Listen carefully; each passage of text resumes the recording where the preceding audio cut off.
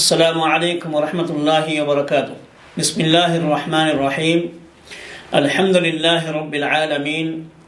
ওয়াসসালাতু ওয়াসসালামু আলা আশরাফিল আমবিয়া ওয়াল মুরসালিন নবিয়্যিনা মুহাম্মদ ওয়া আলা আলিহি ওয়া আসহাবিহি আজমাইন ওয়া মান তাবিআহুম বিইহসানিন ইলা ইয়াউমিদ্দিন। প্রিয় শ্রোতাবৃন্দ, এই শাবান মাস আমাদের সামনে, আর এরপরেই যে মাসটা আসবে সেটা হচ্ছে রমজান মাস।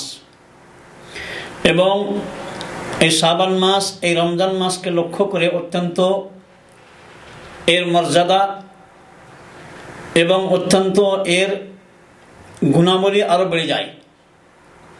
আর একজন মুসলমান হিসাবে এবং মুমিন হিসাবে আমরা যদি চিন্তা করি যে আমাদের সামনে যেই মাসটা রমজান মাস আসবাসব হয়ে আছে, এই রমজান মাসের আগেকার মাসটা আমাদের জন্য এই দিক দিয়ে অত্যন্ত গুরুত্বপূর্ণ যে আমাদের যে আকাঙ্ক্ষা, যে আশা, যে আমরা একটা দীর্ঘদিন থেকে আমরা আশা করে আসি যে রমজান পাবো, রমজানের ফজিলতগুলি আমরা অর্জন করব। তাহলে এই শাবান মাস হচ্ছে আমাদের জন্য একটা রমজান মাসকে স্বাগতম জানানোর একটা মাস।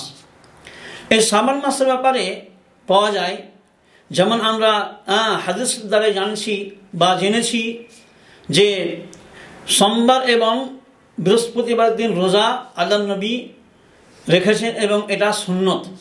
এবং এই জন্য কেন এই দুই দিনে আল্লাহর কাছে আমলগুলি পেশ করা হয়।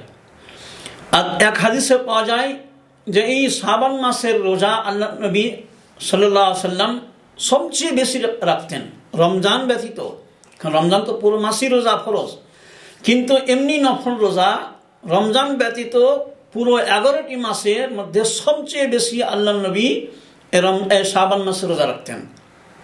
তাহলে এখান থেকে আমরা কি শিক্ষা পাচ্ছি? এই শিক্ষা পাচ্ছি যে আমাদেরকেও এই নবী করিম সাল্লাল্লাহু আলাইহি ওয়াসাল্লামের সুন্নতের উপরে আমল করতে গেলে আমরাও যে এর উপকার রয়েছে, এর যে নেকি রয়েছে এবং এর মধ্যে যে হিকমত রয়েছে, সেই সমস্ত জিনিসগুলো আমরা অর্জন করতে পারবো। শাবান মাসে রোজা রাখতে গেলে আমরা যদি চাই, তাহলে হাদিসের দৃষ্টিতে আমরা যেমন জানলাম যে আল্লাহ নবী সবচেয়ে বেশি এই মাসে রোজা রেখেছেন, তাহলে আমরাও এই মাসে বেশি বেশি করে রোজা রাখবো। এমনকি পুরো মাসে আমরা শুরু থেকে নিয়ে শেষ পর্যন্ত রোজা রাখতে পারি। কিন্তু একটি কথা আমাদের মনে রাখতে হবে যে অনেক ভাই রোজা রাখেন না, কিন্তু নির্দিষ্ট করে ওই যে 15 শাবান বা রমজানের একদিন দুদিন আগে, সেটা হচ্ছে বিদআত। বেশি বেশি করে রোজা রাখেন, কারণ যে এটা আপনার জন্য একটা অভ্যাস হবে রমজান মাসে রোজা রাখার জন্য এবং সহজ হবে। তাহলে আমরাও চেষ্টা করব যে এই শাবান মাসে আমরা বেশি বেশি করে রোজা রাখবো।